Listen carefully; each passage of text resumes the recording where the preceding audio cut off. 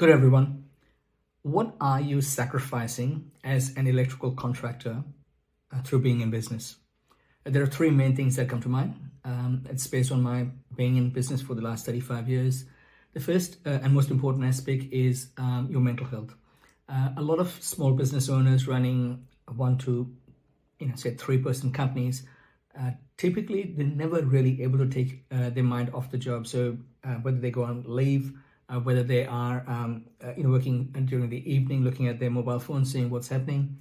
If you are unable to detach yourself from your work, you're not really giving your mind any rest.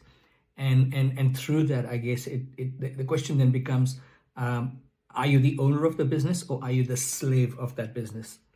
The second aspect that's important in terms of running a business and where you could be behind the eighth ball is if you've got 2 or 3 major customers and you've got a fair bit of work that you're doing for the 2 or 3 major customers, and say 1 or 2 of them suddenly stop paying you for whatever reason. They go bankrupt, they're having cash flow problems, you have a dispute.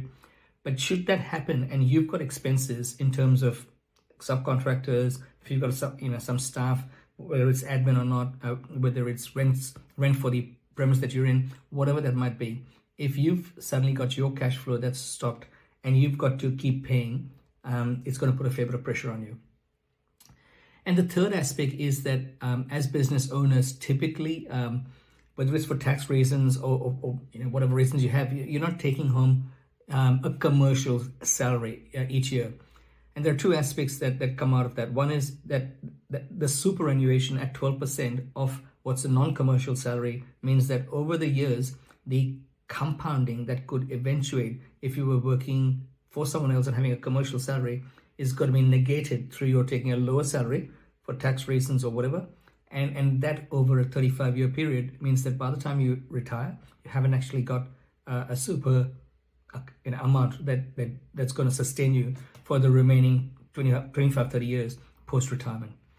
And another component of that is that if you're not taking home a good salary in terms of going out there and getting a loan, in terms of getting a mortgage, getting funding, you're going to find it difficult if you're not paying yourself a commercial salary.